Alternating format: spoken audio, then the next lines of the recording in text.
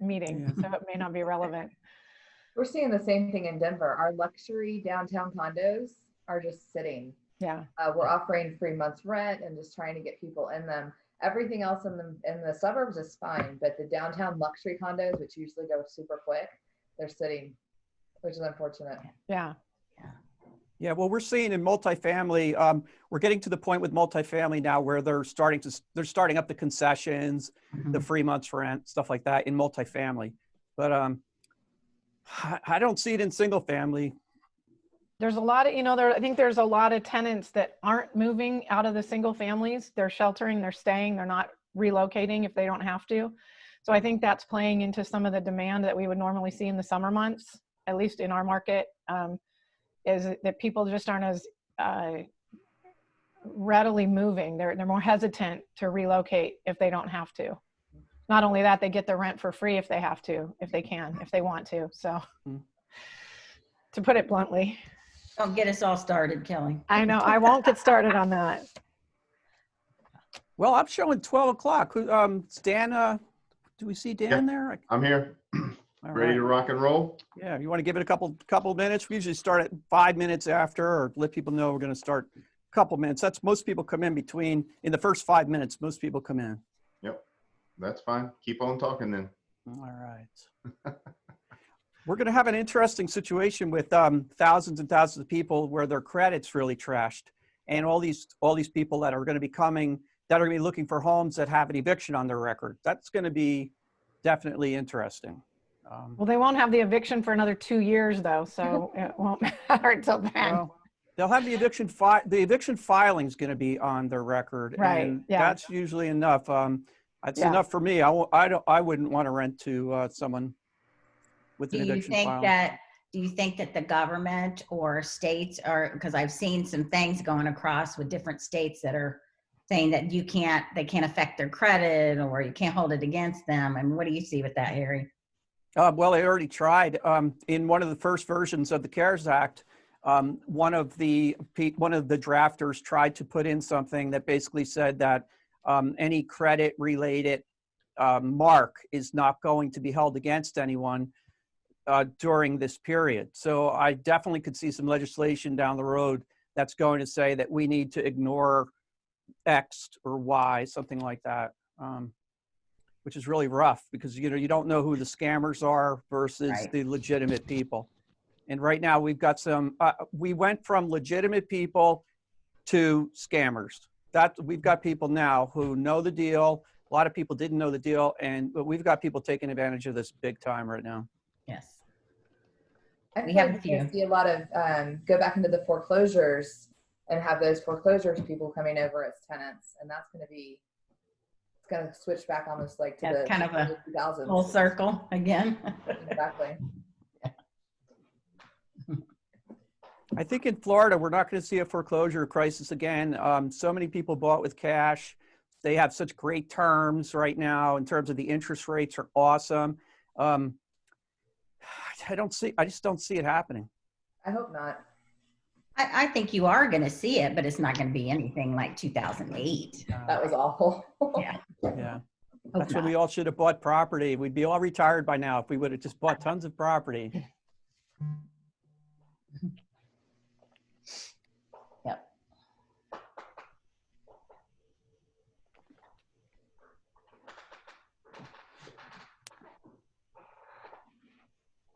Mario, how are you? You haven't said anything. And I can't get a word in edgewise on you guys. That's it. Well, things are doing fine down here. We're sweating it out in Florida, like most of the folks here. Yes. Been a hot one. Mario, how's the family? Family's doing good. So we're, we just opened a little Pensacola office. We're trying to follow your lead and do multiple locations. So that's been interesting going back and forth. So. Well, good luck. Absolutely. That's great. Love it. Call me if you need any help. You got it. We went through those growing pains. I get it. Every day. Yes. That's how it goes. That's right. We don't have to wear masks on this call, right? Everybody's good with not wearing masks? That's why we're on this calls, because we don't have to wear I'm masks. not sure that that's how computer viruses work, Mario. I love That it. was awesome. That was a great layup. Like timing. He's been waiting on that one. That's like, Yeah. But I'm using that on my Through next. the whole, Right, through I the whole have three COVID. more. Yeah, I have 3 more written down next to me here, just waiting on you guys to introduce them. So y'all take your time with them. Oh, that's awesome. Fingers. It's too funny.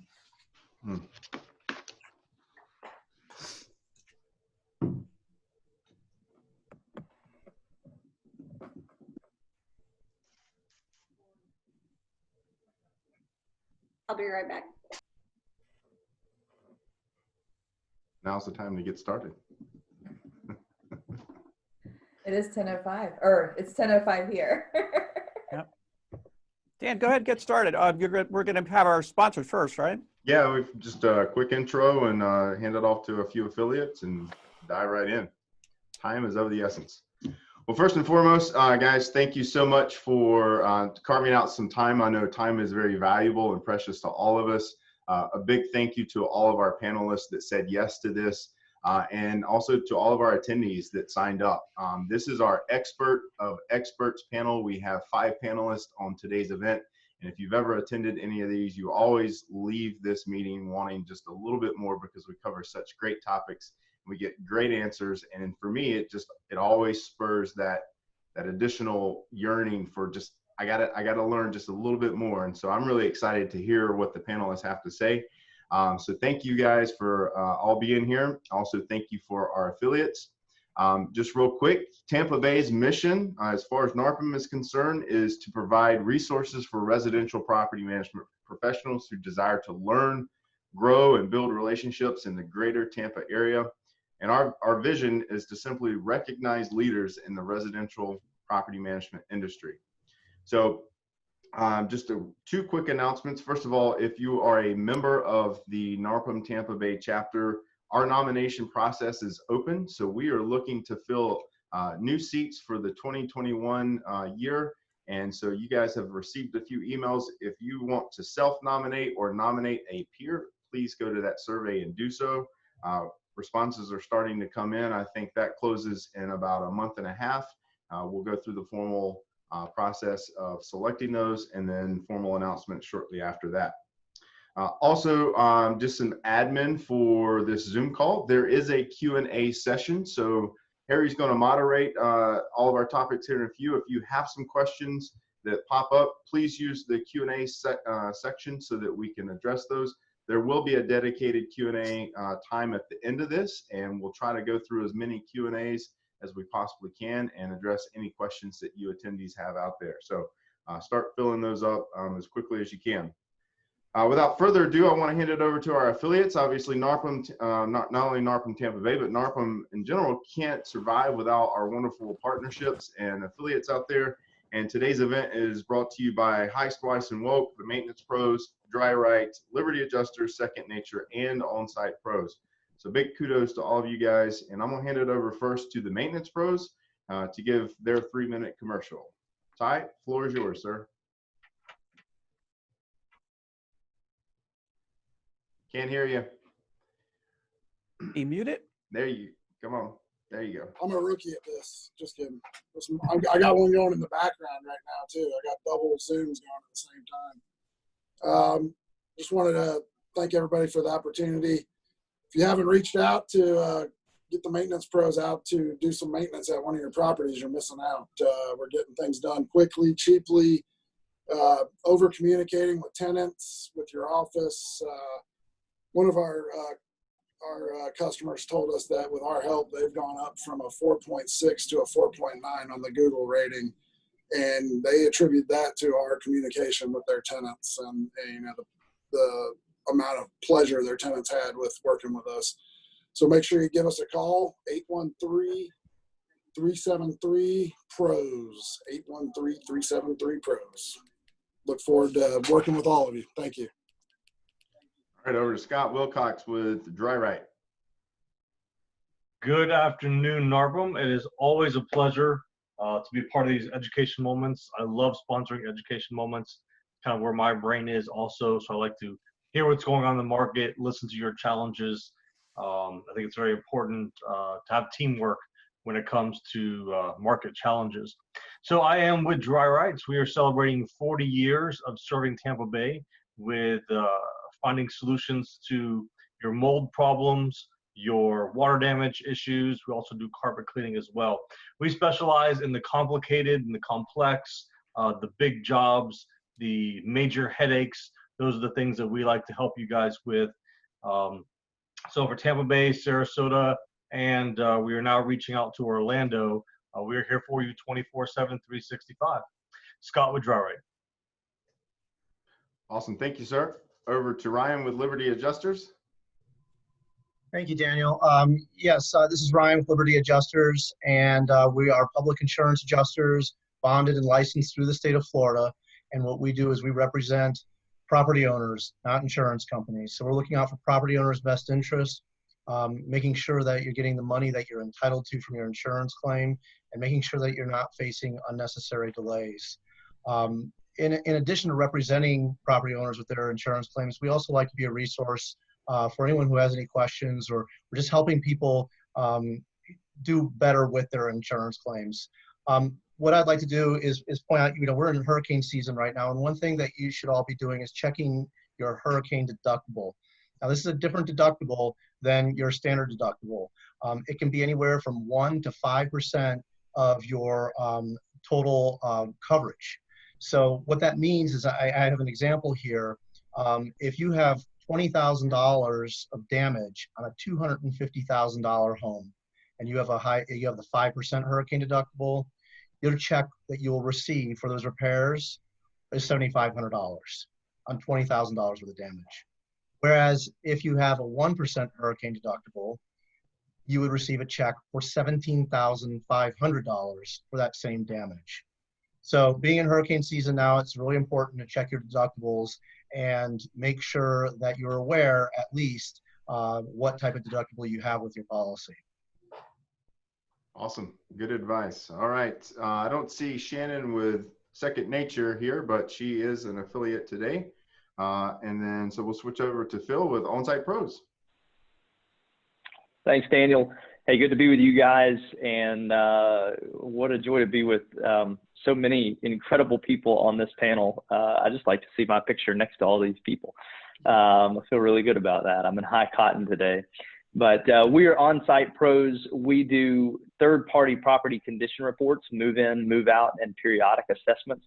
I think now more than ever, it is important to have partners that can help you accomplish this, as property managers are realizing that they are ill-equipped and ill-prepared to be able to continue to do move in, move out, and periodic assessments safely for themselves and for the tenants. And we have modified our processes very, very significantly to be able to equip us to do those things well. Property awareness is more important than ever during the midst of what we're going through, as tenants are home more than they've ever been. They're using those air conditioners during the midday. I know that's a little bit of a thing that you guys have going down there in Florida. But they are using the property in different ways. And, all of a sudden we're finding a lot of things that we just don't see as often. We're finding the trampolines, the swing sets, the above ground pools, all the things that the tenants are going stir crazy going, I have got to get these kids out of the house. You know what? A skateboarding half pipe seems like a good idea. Those are the kind of things that it's important for you to have that property awareness. We're a third party that is able to give you those professional eyes to help you identify the risks, the liabilities, and the things that you need to know about unreported maintenance. We look to make sure that tenants are doing the things that they're not supposed to be doing, that they're not doing the things that they're not supposed to be doing, and that you're able to have professional eyes that help you identify unreported risk in maintenance. So if there's anything we can do, we'd love to work with you, work with a whole lot of you already, and would love to visit with you. On-Site Pros, that's ONSIGHT Pros. And feel free to reach out to us. We'd love to visit with you. Awesome. Great stuff from all of us. And again, thank you to all of our affiliates for today's event. Again, if for all of our attendees, if you have questions, even for our affiliates, please post them in the Q&A section and we'll address those. So moving over into our actual panelists, we have 5 today. Not going to introduce them. I'm going to let them introduce themselves real quick. But moving over to Kelly first, can you just give everybody a quick introduction of who you are? Sure, thanks, Daniel. I'm Kelly Tollefson. Most of you may know me as the National NARPM President for 2020. And I am out of the Seattle area. I actually don't live in Seattle, thank goodness. But we are about 30 miles northeast of Seattle in the suburbs. And I own and operate T-Square Properties. We have about 500 doors, single family and some multifamily, as well as about 85 homeowner associations that we manage. Been in the business about 26 years, been a NARPM member for 15. So that's me. Awesome. Over to Liz. Hi, everyone. So I am Liz Clayman. I'm currently in the Denver area, Executive Property Manager at Grace Property Management. I am the Southwest Regional Vice President, but for this group, more importantly, I was the past president of Tampa, my favorite chapter in the country, of course. I even still have the Chapter of the Year award, the chapter received from 2016 from the Florida State Conference. It stays on my desk all the time. I've been in NARPM about 8 years and in the industry a little over 10. Right now, the company I work for manages about 850 residential, and we have a small portfolio side of about a commercial side of about 200. Awesome. Over to Kim. Hi, Kim Meredith Hampton. I have offices here in Orlando, St. Pete, and Melbourne. I am MPM, RMP, and CCIM candidate. Been a member of NARPM for 25 years, believe it or not. Crazy. I'm one of the founding members for the Orlando chapter. We manage just under 1,200 units right now, and that's single family, multifamily, and some commercial. And been doing real estate for about 31 years. All right, over to Mario. All right, I'm Mario Gonzalez here out of Jacksonville, Florida. So another Florida person here for you. Been in real estate in one way, shape, or form since about 1998. I run Navy to Navy Homes. We're both in Jacksonville and in Pensacola market. And we manage thousands of doors, but that's kind of including the cabinet doors and interior doors and everything. So if we just did the front door, it'd be about 400 doors. That's about where we are.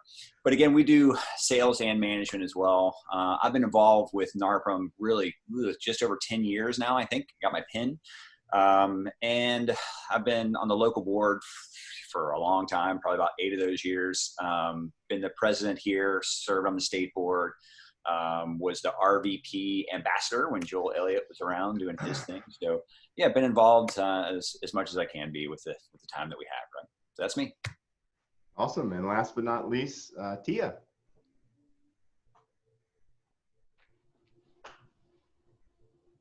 Sorry about that, I was muted.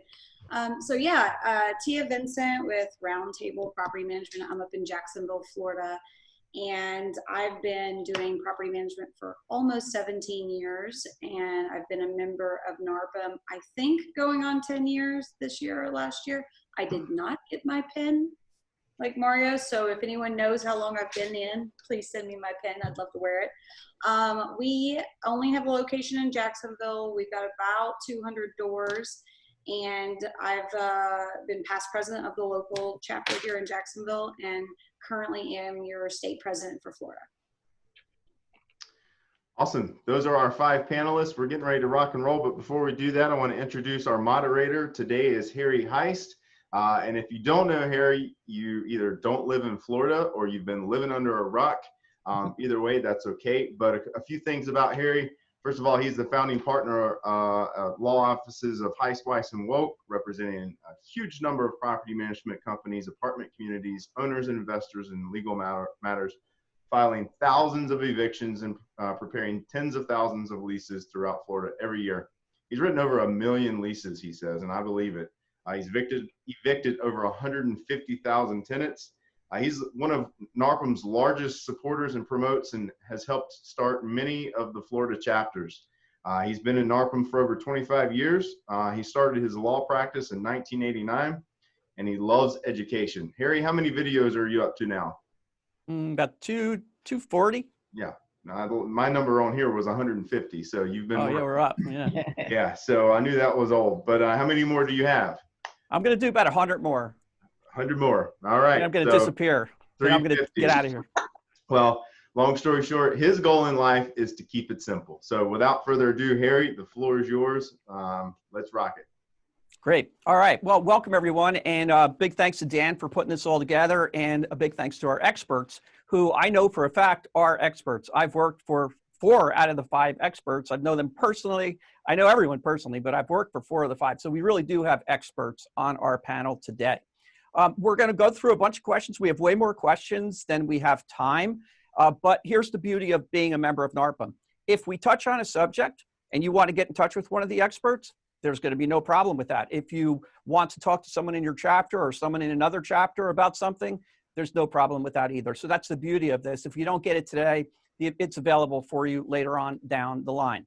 All right, so one of the first topics we're going to talk about, as you could probably imagine, is the impact that COVID had and it is having on your business right now. So let's just go real quick through with the experts on a scale of 1 to 10, with 10 being the worst impact. How do you feel that COVID has affected your business? Let's just start with Mario and kind of go down the line. Sure. Real simply, I'd say about 3 or 4. How about that? Not anything major. Great. Anybody could just pick up. Tia, pick up. I would say the same, about maybe a 2 or a 3. Same with us, Harry.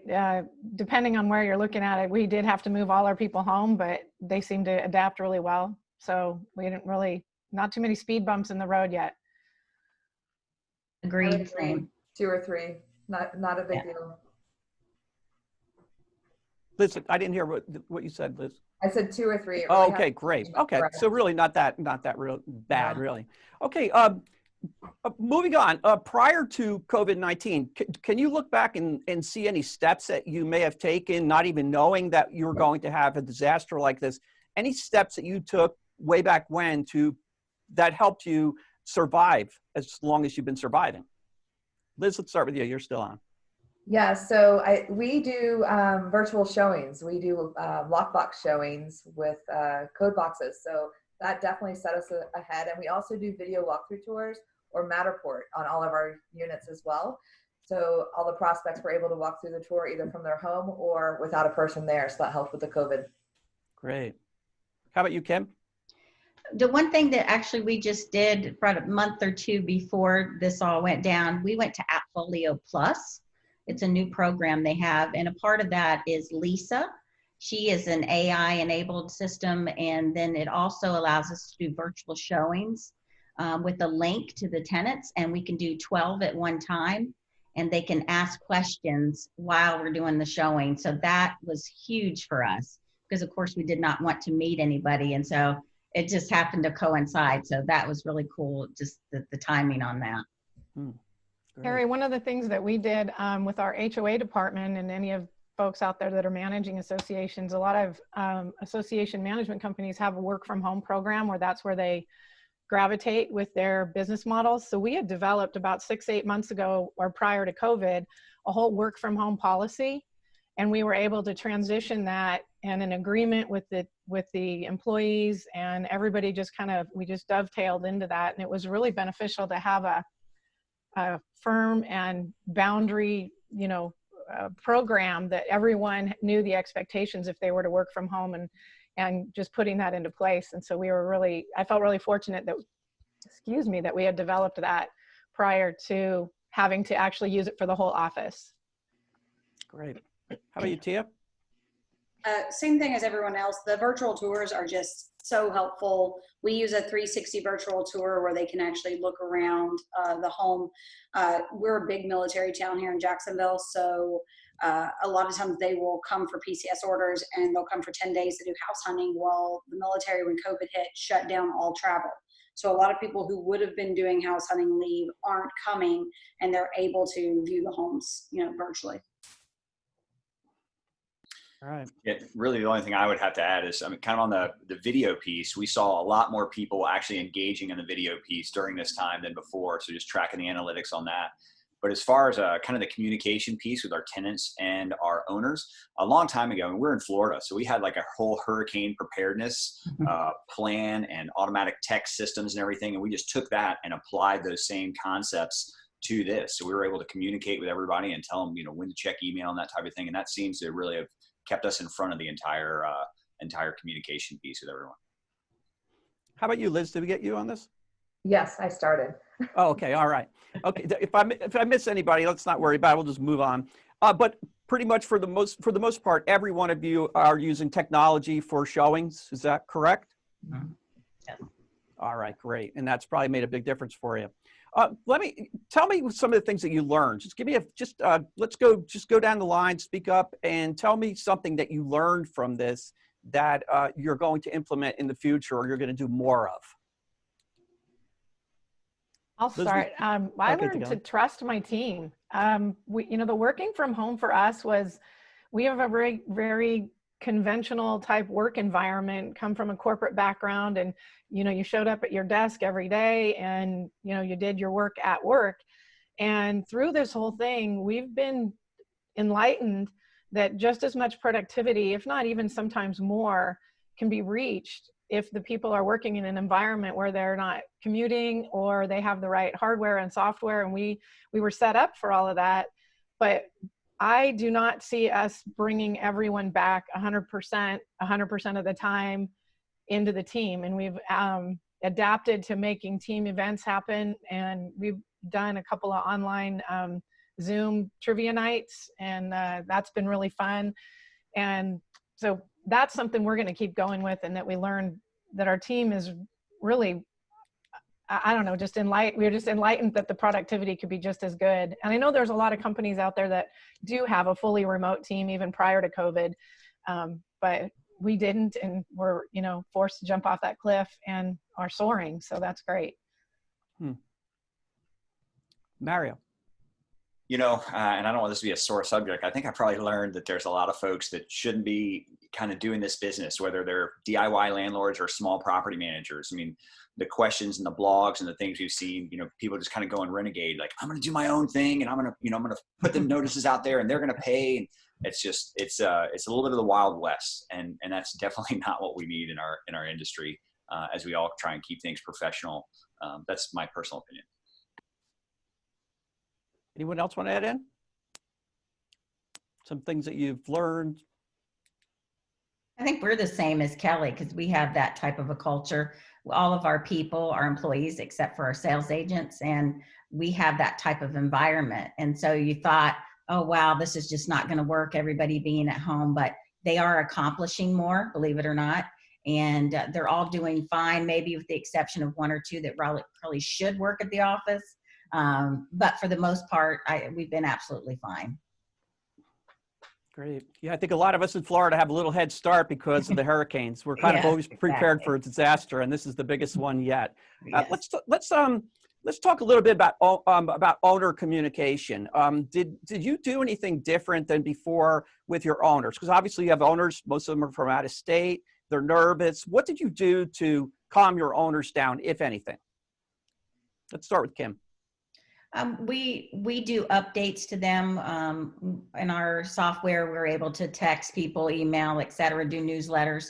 So we updated them every time there was something new that changed with the eviction moratorium or ways that we're working with people. We just constant communication with them and letting them know, instead of feeding the information down, instead of them looking to us like, hey, what's going on? So just constant communication with everybody. How about you, Liz? You're in Colorado. Are most of your owners out of state, like in Florida, or are your owners local? What's the deal there? So just like all of you guys, my owners are all over the country and even out of country sometimes. And we did the same as Kim. We sent out updates every time there was a major turn of events, not just for each minor decision, but the major turn of events. We were sending information to the owners.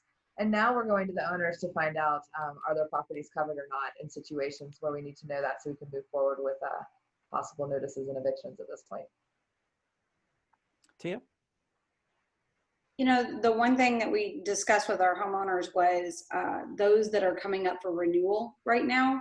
Typically, we would do renewal inspections. And in our case, our inspector is over 65 and in remission from lung cancer. So he's only got half of his lung. So we're being very careful about sending him into properties. So the communication with the owner was, we would normally do renewal inspections. In this case, we're halting them. Do you want us to go ahead and renew without the inspection, or do you want us to maybe let them go month to month and renew once we can get in there and it's safe for everyone? So we're just getting them a little more involved in our decisions so that we're covering our butts in the long run. Great. Mario touched on something that's near and dear to my heart, and that is in Florida, at least thousands, and when I say thousands, I mean probably 20,000 people out there who are managing between 5 and 20 houses. And obviously those people, if they're smart, they need to either focus on management or get out. What have you done, if anything, to take advantage of the fact that they're the ones that are struggling the most right now? These smaller managers, the ones that shouldn't be managing probably, are probably struggling the most. At least I know for a fact they are struggling the most. Have you changed anything in your marketing? Any of you done anything different with marketing to try to grab those accounts and to get these people to either sell them to you, give them to you? What have you done in terms of marketing and COVID? I'll start. How about that? Nobody pay attention to the phone number, but we sent this out, and it was just kind of a little, hey, is your rental at risk? And we sent it to, absentee homeowners in different areas, and it got actually great response. And obviously you have to put a little disclaimer in there if you're already professionally managed, but it wasn't that. We were just looking for people that were basically DIY landlords, and that actually had a great response. And some of those folks had no idea that things had changed. And then just when we would discuss one or two, we did a bunch of videos to both our owners and tenants, and we'd send a couple of videos to these folks, and that has really helped us kind of convert some new customers. Kelly, what about you? Anything different? No, not particularly. We've still got a steady flow of opportunity coming our way. We've kind of evolved a little bit into more of the multifamily, the more serious type investors, and so we haven't really had the opportunity, or I should say the need right now, to seek out any DIY landlords. We are definitely seeing it out there, and some of them are coming to us without having to market, just simply because they know they're in over their heads. And a lot of times people think that the legislation that's being enacted, especially on the West Coast and in the Seattle area, it is difficult, and it makes it more difficult to manage a rental, but it certainly makes us as third-party managers in more demand. And it creates a market for us, and people get scared and think, well, I don't want to necessarily sell my property. I don't want to get out of the business, but I'm over my head. And so they'll reach out. So we haven't really had to do that at this point. Anyone else take advantage of the mess that others are in right now in terms of your marketing? You upping your marketing right now? What do you see? Are you doing anything? We have been marketing to the landlord that's got themselves in trouble for 2 years now. We bring in about one a month at least of a landlord who put someone in off Craigslist or things like that. So what we've done is pulled back some of those advertising and just re-looped them in and said, hey, listen, if you don't want to do the eviction, we offer an eviction processing where we will charge you a fee to do the process. But if we take over management, it's cheaper and things like that. So we're just pushing the advertising that we've been doing for the last 2 years. Mm-hmm. All right. How about expenses? Is there any expense that you realize that you could cut? Anything that you discovered that was not necessary and you learned from the experience? Anything that you've cut? When I saw this question before you toss those questions out, my office expenses have plummeted. Yeah. Just little things that we used to buy just to maintain operations in the office. That add up. It all adds up. And I haven't really seen any, maybe some of the other expenses is, maybe some online gift cards to the team or something like that. But nothing that matches our office expenses have just, like I said, just plummeted. It was kind of a surprise. I wasn't really thinking like that when we all ended up going home and not printing as much and doing more, more paperless, everything paperless. And so, and sick time, people aren't calling in sick. as much, which is great that they're not getting sick, but they're at home. And so they still are working. I don't, maybe that's not a politically correct way to look at it, but yeah, people are staying healthy. Anyone else find anything that they were like to cut? Or how about this? What about any new technology? Is there any technology that's new that you grabbed a hold of, or one that you've already been using that now you're using more of? Any change in the technology and there? Any product? I mean, obviously we're all doing Zoom a lot more, but I'm just trying to find out what pluses you got out of the situation. Ours is that AI system, Lisa. She answers all of our guest cards 24/7. So nobody ever misses anything. And as you know, when you get 3, 4, 5,000 a month or whatever, you can't physically get to all those, even though the managers say they do, but they really don't. So to me, with just implementing that a couple months ago has been huge for us. The money is well worth it. Mm-hmm. And what was the name of that? It's called Lisa. She is the AI enabled program through Appfolio. Okay. Yep. All right, great. Hey, getting back a second to relationships. I touched real quickly on the owner, how most of you did get, it seems like most of you did get in touch with your owners. There's been, from what I observed, there's been a huge move towards a property manager trying to do everything electronically, have no contact whatsoever with the tenant, no contact with the owner. There seems to be like the holy grail is to be able to sit on the beach and have your office run automatically with you not being needed at all. But one thing that I've noticed is that relationships are almost non-existent. And when relationships are non-existent, that makes you, something could come along and grab your owners away from you if there's no relationship. Let's kind of go down the line. Tell me how you feel. Are relationships important to you, or are you more about providing that on-time email and the technology? Like, where do you bring in relationships in your business, and how important is it to you? Do you know what I'm talking about in terms of the way you'll see a lot of the younger property managers, it's everything is to be done with no contact with anyone. They're a number, but they're, it's all in a sort of a tech fashion. Do any of you do something about relationships that's maybe old school or different? Kim, I got you up on the screen right now. Let me grab you. Over the last 2 years, we added in a sales company, and we were reluctant to at first because we've always only done property management.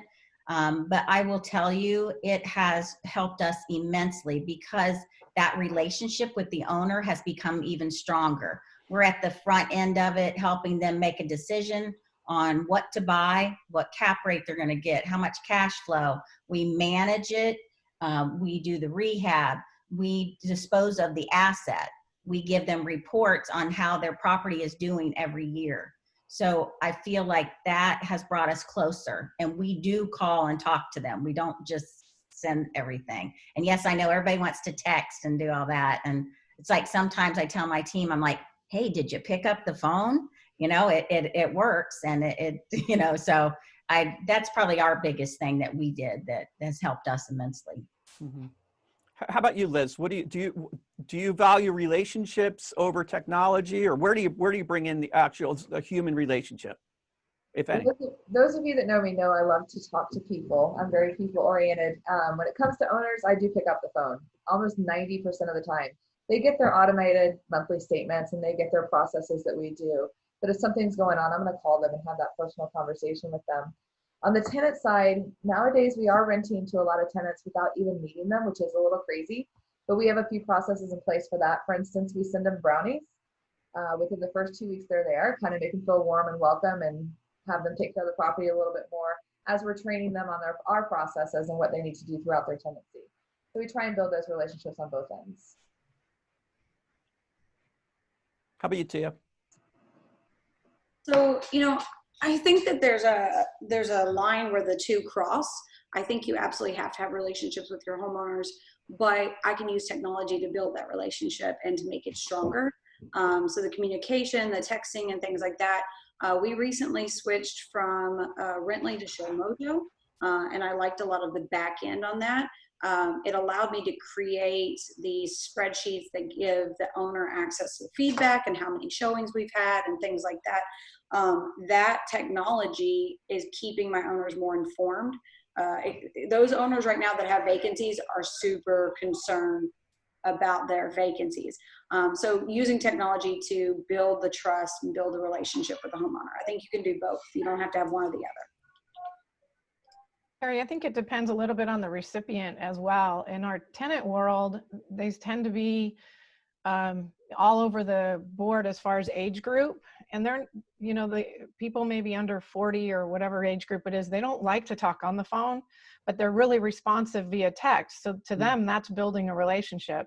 Whereas you get a 65-year-old investor likes to talk on the phone, and that's how they relate. So we kind of pick and choose what is our recipient going to respond to the best.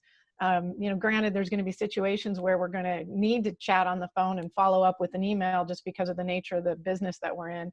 But, we use our software platform to text to tenants and email them and follow up. And tenants seem to be more responsive, what I've found in that electronic communication than the voice communication. Hmm. Yeah, go ahead. I'll say the only thing that I would say is it was interesting. This, like I mentioned, kind of the whole COVID thing at the beginning. I was sending videos out from me, so people, they know that the head of the company is putting something out there, and that made kind of this personal relationship very impactful. And I spoke about just not the rental side, but I also spoke about the sales side. So kind of to Kim's point, being able to be that one stop for everybody and just know that we've got your back here. It is really, I can't tell you how many emails I've got that people have just said, hey, I really appreciate you taking the time to do this. And different platforms, they open up more in BombBomb than they do if I send through our normal software system. They just do. And I don't know if it's that little 3-second thing at the beginning where you're moving, but so it's a little bit of technology, it's a little bit of video, but it's also just being that resource for everybody. Mm-hmm. Do all of you use a texting program where through your computer where you're texting your owners or your tenants at this point? Are some of you resisting text and only doing email? Would it be a consensus that everyone's texting? Mm-hmm. Through the software program, not right. Then. Right. It's amazing how many people don't know about those programs, and they all think that in order to text you're going to have to do it through their smartphone and it's going to be a disaster. We actually use, Harry, on texting. We have a voice over IP system. It's a Vonage system, and all of our people have it on the app on their phones, and they can text through there as well. And that can be recorded as far as conversations. We know what has taken place, and we can gather that information if necessary. So we use that as well, not just our software platform. Mm-hmm. Yep. Got it. As far as delinquencies go, let's go down the line. Just tell me, how do you feel about your delinquency rate? Is it, if you want to give me a number, if you don't mind.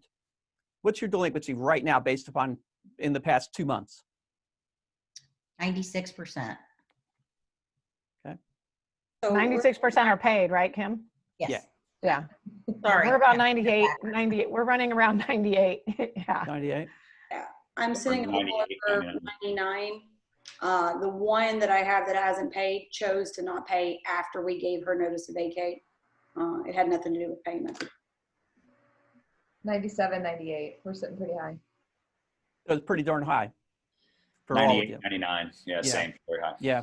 It's amazing looking at the professional, you know who I work for. I work for everybody. So I work for the dabblers, and the dabblers are hit. They're hit so bad, it's outrageous. But yet almost every single property manager that's a professional like you guys, you're all in the high 90s, every single one of them.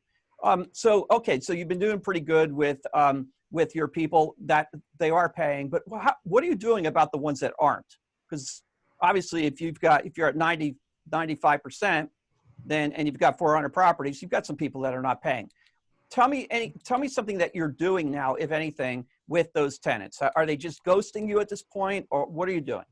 Mario, I got you on the screen still. What are you doing? Anything? Sure. It's just kind of the one or two that I'll say are kind of the ghosters, and they kind of go into what Tia's point were. They are in the move out piece here, and maybe they're staying where it put because they don't want to move, you know, but it's kind of an interesting dynamic now. You know, we can't really go after and shove them out the door. But what we are doing is we're using some of the forms that you provided to say, hey, look, here's still the rent that you are due, and you're going to pay this regardless, just to try and keep the communications. And then there's been one or two that are really honestly impacted. And I know this is kind of a 50-50 split, but we've worked out payment plans for those, and those folks are paying. You know, they are paying, and they're appreciative that we're, you know, not going after them. So. Anyone else? Anything you're doing differently with these non-payers at this point? I think it's a matter of negotiating. We had a tenant that just outright refused to pay and was ghosting us. And, you know, we were in contact with the owner. We realized what they wanted, what their ideal outcome would be. We finally got the tenants to respond when we told them that the house may go into foreclosure because they haven't paid their rent and the owner can't pay their mortgage, which we know isn't necessarily going to happen right away, but it got a response out of the tenant because they don't want to be foreclosed. They don't understand that it can take months, years to foreclose, all that. But they finally responded, and we just negotiated. We finally got them to talk and negotiated for a move out date that was, and where we are, our governor has said we can't threaten, we can't use any threatening language, which means you owe rent. That's threatening to the governor and the AG's office. So we had to be really careful about all that and the verbiage that we used, but it's all about the negotiation. I mean, that's when our negotiation skills come in really handy, is when we can work with people and move them into a direction that would be mutually agreeable. Anyone else have any little tips or tricks on what they're doing right now? Anybody do a cash for keys or just let people out, just let them walk? We've done one. That's what this case is. We'll see how that goes. Yeah. Are any of you in a situation where you've got owners who want to sell and you've got tenants who are not allowing showings? I'm seeing a lot of that. Mm-hmm. Yep. And that's a pretty rough situation to deal with. Yeah, we try to get some sort of video of the property. They'll usually let us in. We'll do a video. And then for the sales, we'll say that we can't allow anybody in until we're under contract for due diligence. So that's how we're handling it. Mm-hmm. You know, one of the things, Harry, we were concerned about on the few sales, we don't do a lot. We only sell for the clients that we've been managing for. And the tenant's lease was set to expire, but there was no guarantee that they were going to move out until they actually moved out. And so, you know, closing, lease expired 6/30, closing was 7/8, you know, July 8th. We didn't know until July 1st if they moved out or not. I mean, we would touch base with them and whatnot, but until they actually tell you they surrender the keys, we didn't know. Mm-hmm. And that was a little nerve-wracking. Tenants would say they'd move out, and we actually drove by one house to see if it had the moving truck out there, and they did, thank goodness. So we were good. Mm-hmm. You know, we're not allowed to talk about what fees we charge or anything like that, or even, you know, I can't even encourage, you can't talk about it amongst each other, but I like to talk about mandatory minimum management fees. Some property managers have mandatory minimums. So no matter what, you got a tenant who's not paying the rent, you got a vacancy, you are still getting a fee of whatever each month. For those of you that have that, a mandatory minimum management fee, do you feel like that was really beneficial, even though your delinquencies are really not that bad? But is that something that you think is a good idea? Everyone's scared to discuss that? No, I don't do that. We don't charge them, but if we did, this would be a great opportunity to create some goodwill with your client. Yeah. Because we have maybe 1 or 2 or 3 or 4, you know, maybe a handful of tenants that aren't paying. And so you're going to maybe charge that fee, but you could say, hey, Mr. Owner, we're in a time of stress and your business may be able to absorb that cost for a few months or a couple months. So it would be a great opportunity to create goodwill if you felt that was appropriate. Mm-hmm. We don't charge it in our market. So, or well, our business. Liz, you had mentioned that you've got some properties, like in Florida, we don't have too many things on the market for too long. Everything's renting pretty fast. But you have some properties that are sitting. Do you recommend having a mandatory management fee, or is it something that you do? Or is it strictly you get paid when they get paid when you get paid? You get paid when they get paid. Yeah, we don't have a mandatory fee. if they're not making money, we're not making money. And like Kelly said, especially in times like this, we need to give our owners a break if we can. And this unit, this specific unit, is gorgeous. I would move into it tomorrow. The skyline views, the mountain views. Unfortunately, with the COVID, and then we had a lot of protesting downtown, it just wasn't a good area to have any showings. So it's sitting. But yeah, if they're not making money, I'm not making money. Yeah, I guess that could all change if we really, if the economy fell apart again and everything was really slow. But yeah, I can see what you're saying. For now, it doesn't make much difference. All right, now let's forget about this COVID stuff. Let's talk about outsourcing right now, some outsourcing and technology. And tell me some of the things that you outsource right now. Let's start with you, Liz. We outsource our re-invoicing. That's the first thing we started outsourcing, and now our accounts payable is outsourced as well. Those are the two that we're focusing on at this time. Okay, and are you doing this through virtual assistants or? Yes. So let's make this topic about outsourcing and virtual assistants. Who of you are using VAs and outsourcing right now and right on the panel? Okay, we got Liz. Okay, so pretty much everybody. What would you say works the best with outsourcing, and what have you outsourced that seems to be a little bit of a challenge? Just pick it up anywhere. Outsource our inspections that we love. Right. That's not a challenge. Site Pros is who we use. Yeah. And we have been doing that, I'm going to say 5 years, 6 years. We've been doing it for a long time. And that was the biggest thing that I thought the greatest, because every manager, we have them go videotape or take pictures. This one would take 3, this one would take, a diatribe, and it was so all over the place. And now it's consistent across the board. We don't have to worry about it. I know when somebody moves out or a renewal or whatever the case may be, they're all going to be consistent, and we can compare year by year. That was huge for us.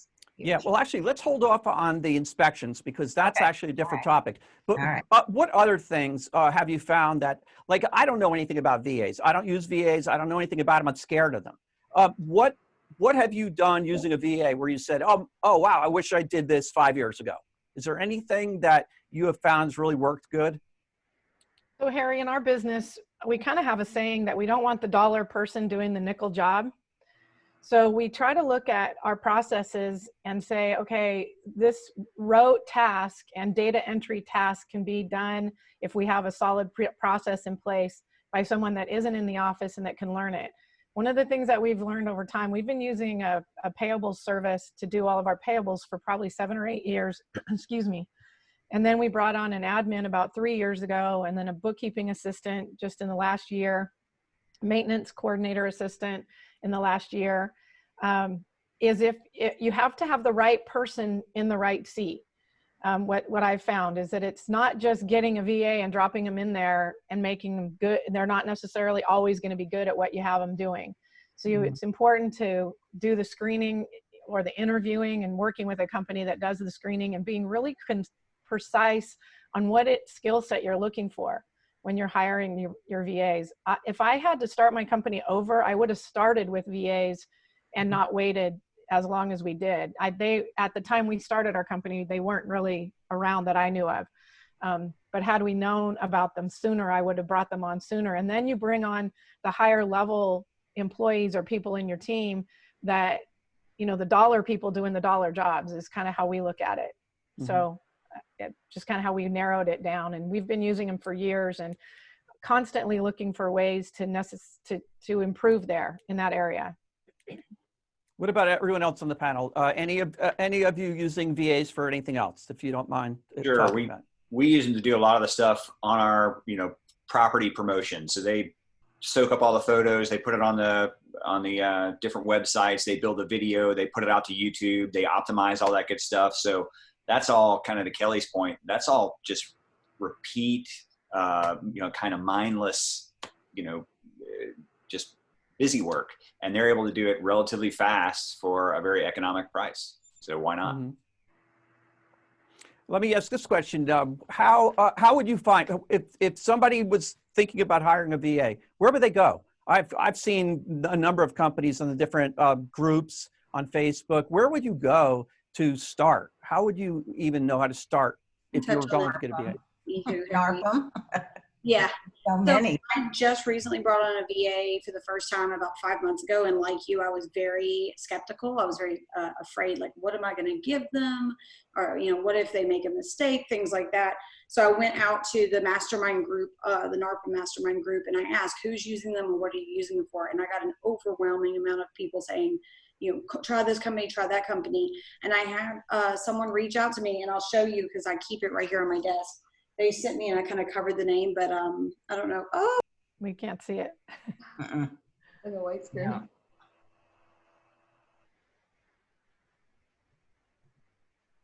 Tia, you muted yourself. Yeah, we see. Yeah, you muted yourself, Tia. okay. They sent me this list. I've got technical difficulties over here of 79 things that the person can do for me. And I went through and highlighted everything that I was actually willing to let go of and give to them, and realized that there was a lot more they could do for me than I thought. And I tell people now, hiring a VA was possibly the smartest thing I've ever done in business in 17 years. Hmm. If I could have done it 10 years ago, I would have. I was just too afraid. Mm-hmm. She doesn't realize it, but I'm her VA, so I'm back here just like raking it in. Actually, believe it or not, my VA is on the call right now. I'm not going to tell you which one of the attendees it is, but I am talking great about her, but I'm hoping she picks up something and learns something during the call. Well, and I think too, Harry, you know, like those of us that are using them, sometimes you have to go through one or two to get the right person on the right seat. And that's one of the nice things about it is if you use a company that does it for you, you can just call them and say, hey, this isn't the fit that we were looking for, we thought was going to happen. Can we, you know, work on someone else with a little bit more here and a little less there or whatever. And I love it. I love our VAs, and I love the people. The work they do is so valuable, although it, like Mario said, it is rote sometimes, but it's just valuable. I think you need to treat them also like they are a member of your team. Oh, absolutely. Yeah, and that's a big piece. Other than it's some, you know, abstract thing over here, they really are a part of that, and you need to put them on your Zoom calls and your meetings and those different things, and maybe bonuses or whatever you do. But that piece is very important. I agree 100% with that, Kim. We had a VA and we had to kind of switch over to a different one within the company. And the next one we brought into the Zoom calls, we brought into the team meetings, and then it just meshed so much better and so much more productivity happens. Yeah. We've had one VA for, it'll be about 3 years here, and until she has been great.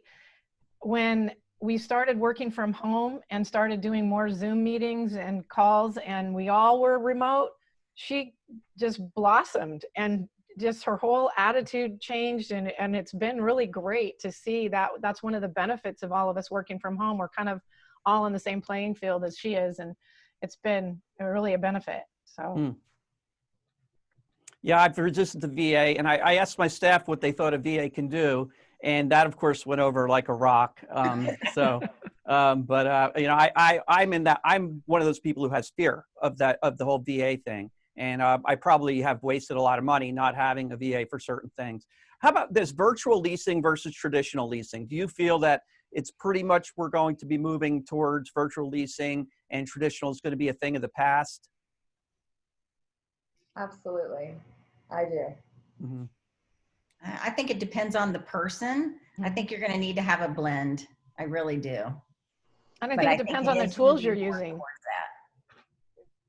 The tools you're using. If you're doing a video conference with a new prospective tenant that's going to be moving in, that's going to create better relationship than just doing everything without any face-to-face or any contact at all.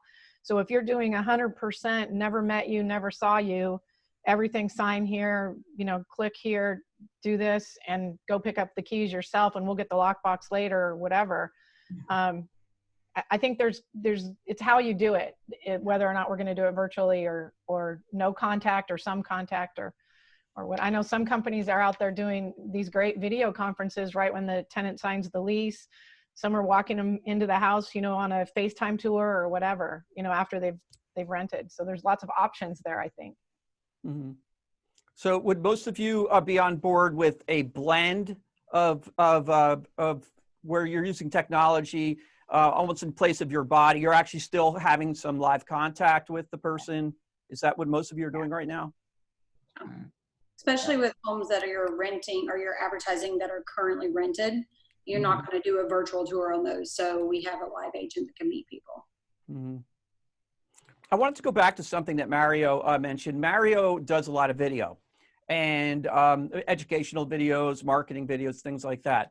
Out of the group here, which one of you do video? Tia, you do it? So my screen is about 6 feet away, so I can't see everybody. But is everybody doing some sort of video at this point? Yes. Okay, great. Okay, so that's interesting. A lot of people are, I was afraid of doing video. I got over that fear. And then all of a sudden it became the easiest thing on earth to do. So that's kind of neat. And I guess the virtual assistant can also help you with video production, because that was one of those things. I didn't want to learn how to do that myself. I didn't want to teach a staff member. So I guess VAs can work on that as well. How about lease signing? Here's a practical thing. Do you sign the lease for the owner, or does the owner sign the lease? Let's just go down the line. Tia, start first with you. I sign it for the owner. With a power of attorney, right? Okay. How about you, Kelly? Same. We don't need a power of attorney. We just establish law of agency. Oh, okay. Liz? Same. We sign for the owner. Okay. Mario? I have the owner sign via DocuSign. Oh, okay. Interesting. Okay. Is there a reason for that? Yes. And I don't want to go so much in this, but it takes a lot of to me, it takes a little bit of the liability out of it. So it's, if we have owners that are fighting on the security deposit at the end and want to go against our recommendations, then I can say, okay, that's now between you and the tenant.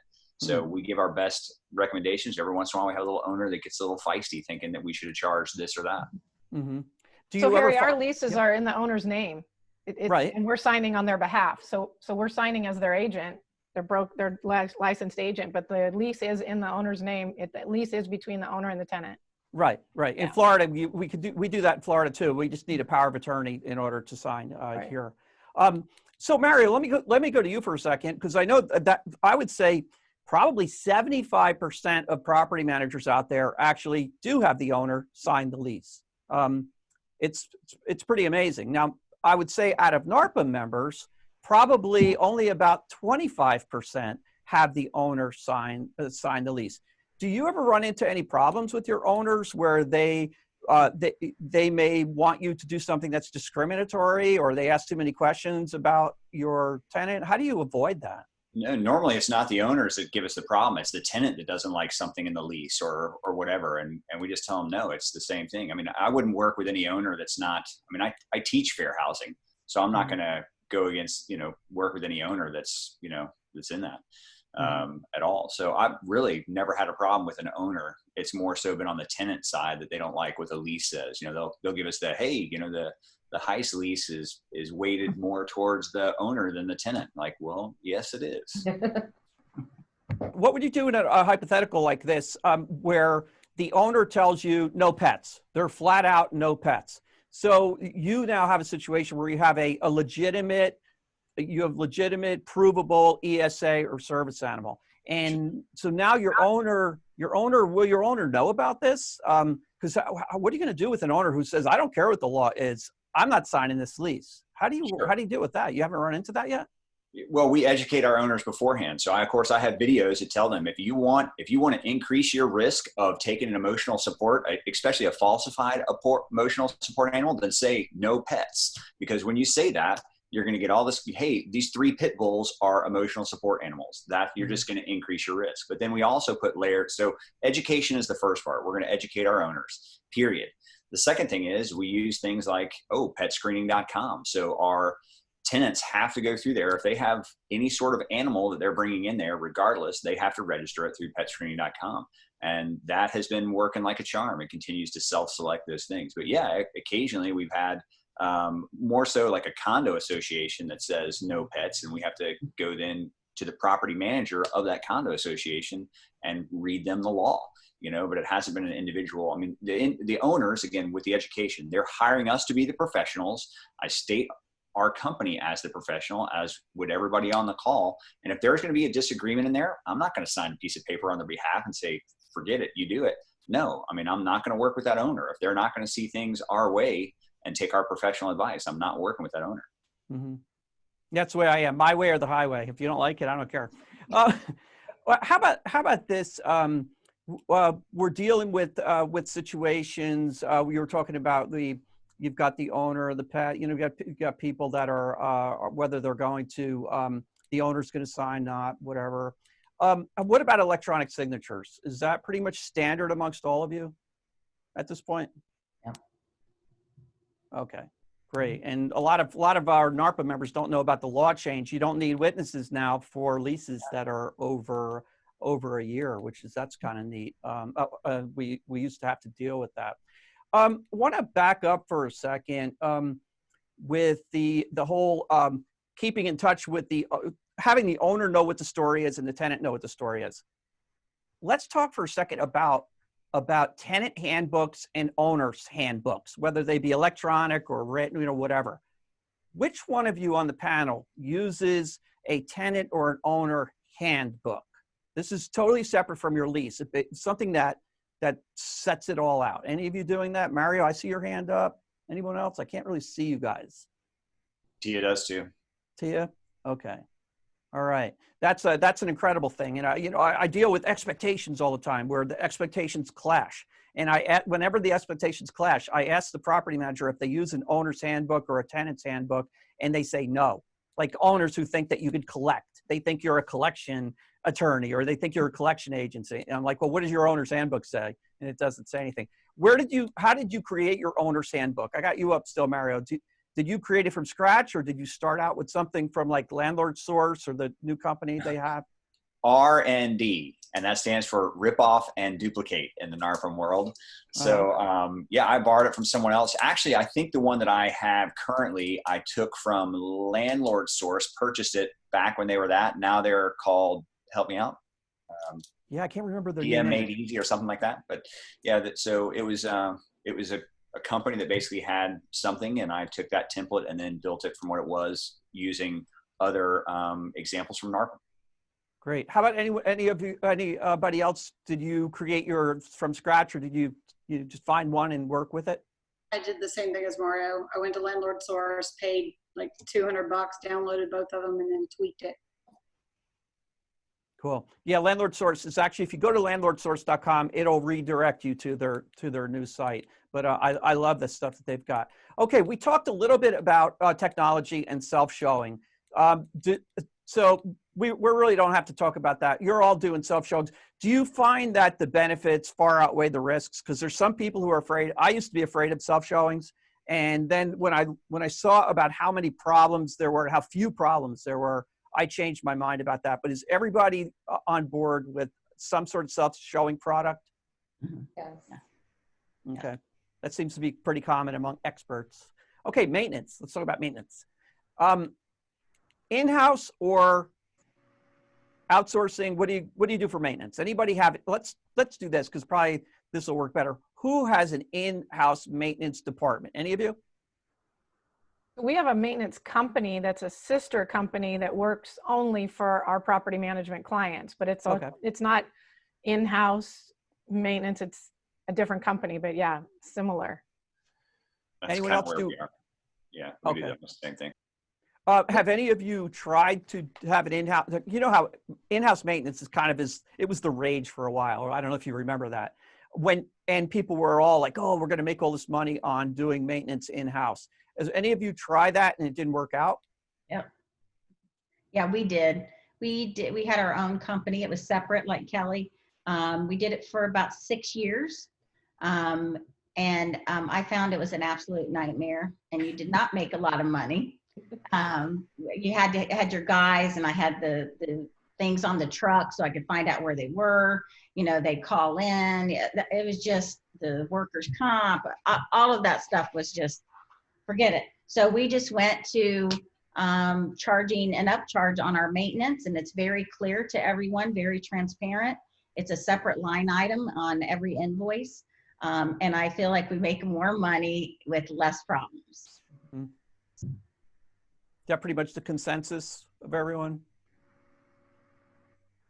I like having the control of the techs. You know, I shouldn't say our technicians, we get to kind of say and prioritize where they go. And when you work with third-party vendors, you don't always get to direct and guide them like we can the maintenance company that we own. So that's a benefit. And we have a general manager who runs that company who used to be a tech, so he gets it. And it's been a profitable endeavor for us. And, you know, being a property manager, my name is Kelly and I'm a control freak. So I like having the control of the vendors, right? So, and that's one of our key vendors in doing our turns. We can say, we need you here and here. Now don't go there today because this move-in is moving up, and we can manipulate all that work. So we like it. Mm-hmm. How about technology in terms of maintenance requests? Are there any of you using any of the companies that we have some NARPA vendors now that are handling all the maintenance requests and getting all that stuff taken care of? Any of you using any of those products right now? Sure, I'll chime in first. We brought in Property Meld a few years ago, and literally the first meld that went through with an air conditioned system, the tenant can leave a review at the end. That tenant had been with us for a long time, and he said, "This is the greatest thing you guys have ever done." I mean, literally, that was his response. I'm like, wow, just the communication and the way it just expedited the entire process, allowed the tenant to say when they were available, and then the technician to say yes. And to Kelly's point about kind of be in control of the maintenance coordinators, let me also give a shout out to the NARPM vendors and affiliates, because those folks, when we express what we want as control freaks, most of those folks have been phenomenal, and they will give us, I mean, honestly, what I feel is like a higher level of an experience for us and our tenants than they do the average person. That's just me. I agree, Mario. I think it's being in the NARPM community, the vendors that are out there, even those in the meeting today, are listening to what we need. And they're probably in their minds creating in their heads, how can I make my business better to meet the need of my client? NARPM's notorious for that. And the vendors that we have, whether it's Property Meld, Easy Repair, or whatever you're using, some of the software platforms have maintenance opportunities and coordination there. I think they do listen, and I think there's a lot of opportunity for us to make that a more consistent process for our companies to be more successful. Mm-hmm.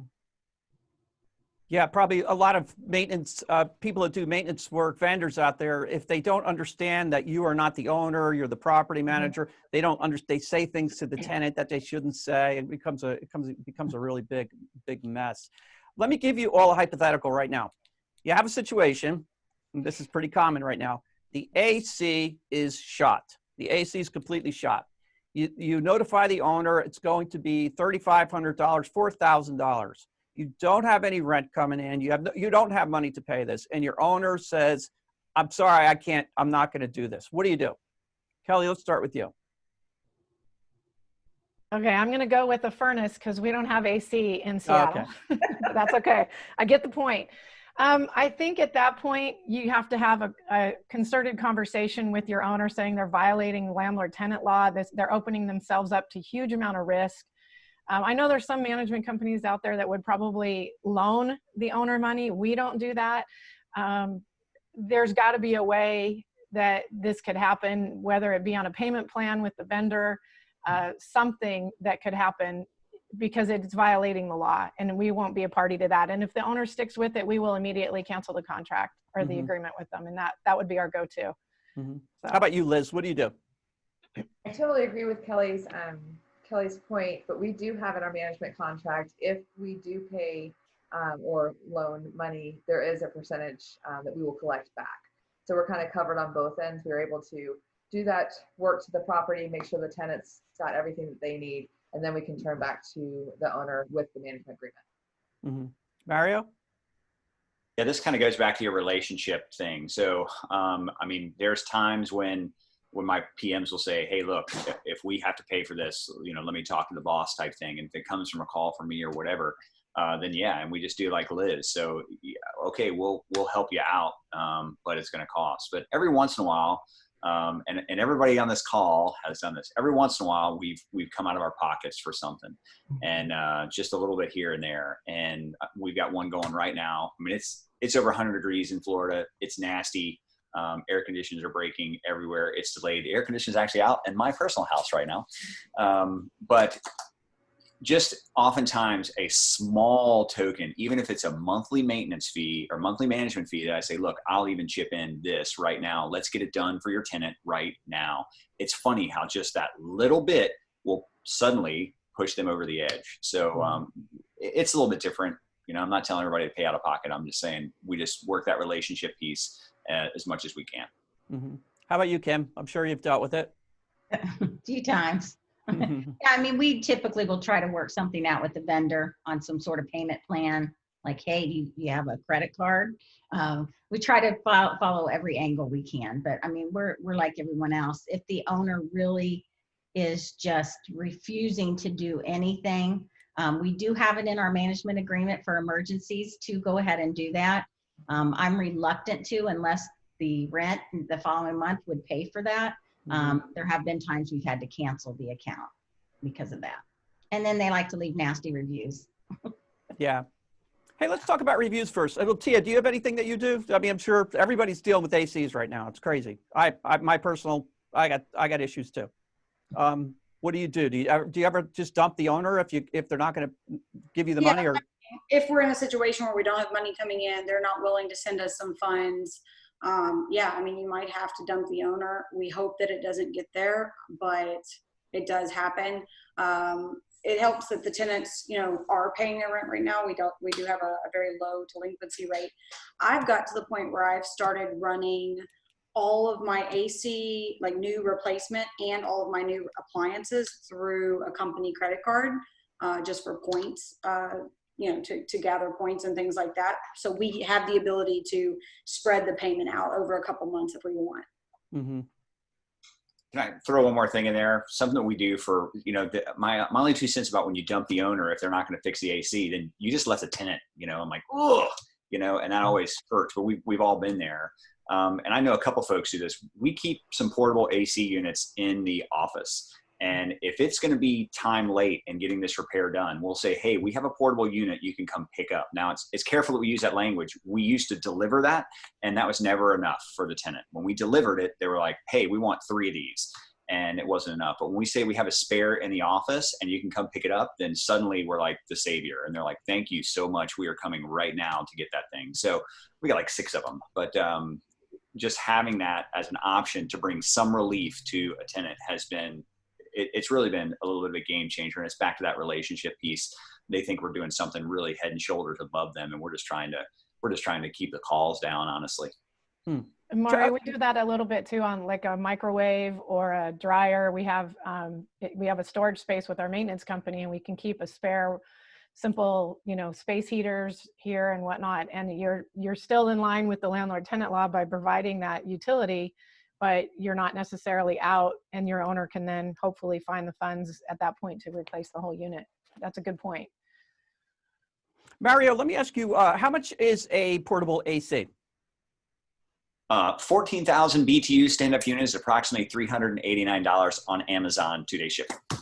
Okay, and do you charge the owner for this? Is this something that you guys eat? How do you work that out? I don't. We eat it right now, and it's interesting. It's just one of those things that I talk about. You know, it's a differentiator. You know, and it's one of those. We all have our differentiators on this call because we know what the competition does, or doesn't do. So that's just one of those things that we use. I mean, I dislike home warranties. I would use stronger terms, but this is a public call.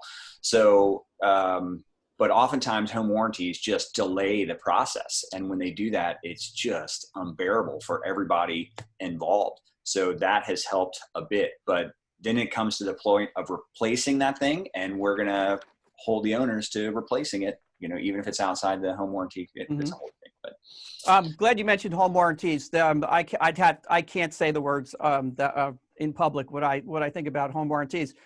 What do you do when you have an owner that has a home warranty? You're going to take over the property. The owner has a home warranty. What do you do? Do you take action right there and explain to them the deal? Do you have an ability to override the warranty? Let's just go down the line. You got a home warranty. It's going to take forever. You see the writing on the wall. What do you have anything? Do all of you have in your property management agreement the power to get things done and bypass that stupid warranty? Yes. Yes. Yes. We don't manage if they have a home warranty. There's not very many people that have them around here. Maybe it's more popular in Florida, but it's a deal breaker. If they want to enforce that warranty, we can't. It's bitten us so many times in a negative way, and it comes back to our reputation and our online reviews, and it's nothing we did or didn't do. It was just our hands were tied and we were handcuffed to do the right thing. So we just gave up. It's rough because a lot of the salespeople, when they sell a house, they sell the warranty or give away the warranty. It's a mess. Tell me one thing that if you find out about an owner, you're going to say, I don't want to work for that owner. What would be the primary thing where you say, when you're marketing and you have somebody that comes to you, what would be the primary thing where you say, I don't want to work for that owner. I'm not going to take on this account. If they're a lawyer. No, I'm kidding.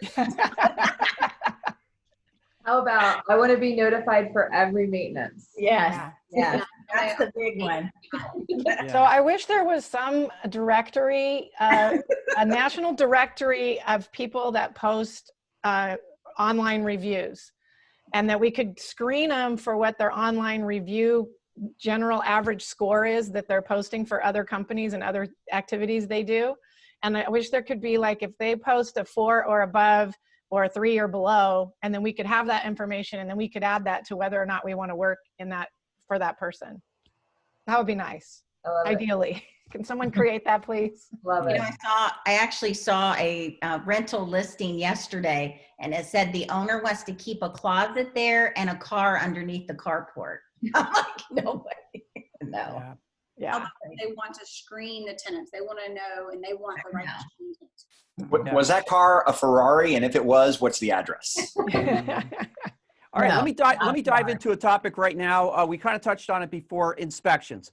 Of course, On-Site Pros is a great third-party inspector. They don't work in every single market, but what do you do? Go down the line. Tell me, what do you do for inspections? Do you have a third-party inspector, or do you do it yourself? Mario, let's start with you. Oh man, I'm biased in this. So we've used On-Site Pros for a long time, but I think it's essential, even if you're doing it for yourself, if you have something inside, that it's third party. I mean, you've got to get that inspection unbiased. So, but using On-Site Pros was actually really, really, really cool for us when we expanded to Pensacola. Even though they're not in every market, that was a very simple thing of, hey, we're keeping our product the same here and there. For that. Mm-hmm. So. How about you, Kelly? So unfortunately, we're not lucky enough to have On-Site Pros in our market. I know Phil's working on it. So we actually, after COVID started, we stopped doing our what we call periodic surveys. We're not allowed to call them inspections because we're not inspectors, and the state of Washington won't let us do that. So our leasing agents do the move-ins and the move-outs because they're preparing the property for rent. So they look at it at the end, and then they move the tenant in. Our mid-year inspections or surveys, we actually hired somebody to do them remotely via Zoom with the tenant. And I learned it from another NARPA member, Kristen Johnson, down in New Mexico. And she sent me her format and her how she's doing it. So we just launched this about a month ago to catch up and to get going, and it's worked beautifully. It's a little cumbersome, and so we're trying to work out the kinks doing it all remotely, where you're on a Zoom call with the tenant, they're videotaping everything and showing you and stopping so you can get a picture of it later on of something that needs to be done. It's not as smooth as just walking in and doing it with our app. We use an app for it, but I like the idea that eventually we may be able to source this out full time to a remote employee. And they don't need to be present to do it. So that's one of the things we're working towards. But right now it's a local person in the area that knows the business. All right, let me ask you all this. How often do you inspect? Once a year, twice a year, 3 times a year? What, if you don't mind saying, you could always lie if you have to, but how often do you inspect a home? When I say inspect, I'm using that word loosely. How often are you in a home? So once a year, once every 6 months? We do move in, move out, renewals. And then we also used On-Site Pros for everybody here in Florida after the hurricanes. We spent about, I don't even remember, $20,000 or $30,000. It just got to the point where our team, we're in an office, there's no utilities on or whatever. And we're going, okay, you go here, you go here. I go, you know what, stop. Let's just have them do all those. And that was incredible. Just a lifesaver. Love it. Mhm. We Everybody do, else in we do same move boat? in, move out, and annual. So move in, move out, and then annual after that. Mhm. We're We do doing the same as Liz. We don't do it after any hurricanes because we generally don't have those going on there. How about you, Tia? I didn't hear from you. move in, move out every 6 months or renewal, up to 2 years. So if I have a tenant that's been there for 5 years and they've had 2 years of every 6-month rate inspections, we'll drop down to yearly. But those first 2 years, I want it every 6 months. And then we're doing drive-by inspections on all of our single-family homes every 6 to 8 weeks. Got it. Some of you saw my post the other day on the property management board about the damage caused by AC units and also for water supply lines when no preventive maintenance is done. Do any of you have a deal with your HVAC person or your plumber? Do any of you offer a preventive maintenance inspection, so to speak, or have people on any sort of an HVAC plan? Yes. Do any of you do that? Yep. Yep. Okay, so you We do don't that, Ken? mandate it, but I try and I try and essentially sell it to my owners saying, hey, please do this. You know, it helps us, but trying to get a lot of our owners to do what we call preventative maintenance in the grand scheme of things is difficult.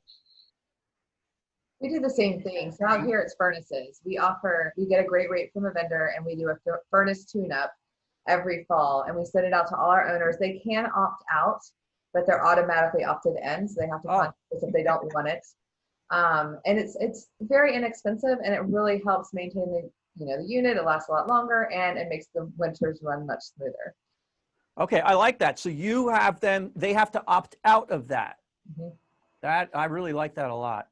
All right. Okay. Well, we're getting close to the end, and we want to take some questions from our listeners here today, people who are watching. But I want to quickly ask you about your dealings with associations, condo associations, homeowners associations.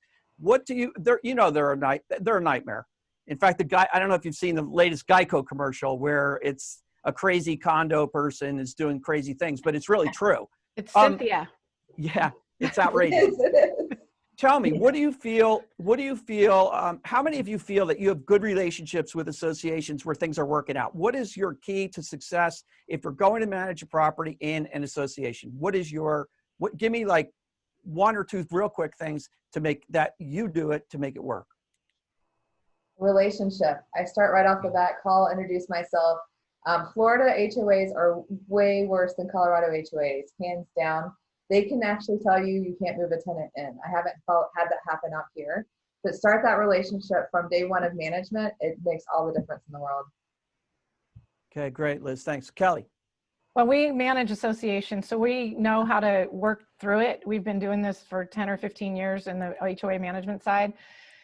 One of the things in our area is that most of the managers won't talk to a property manager. They will only communicate with the owner. So we make sure that the owner understands how important it is for them to communicate with us anything they get from the association.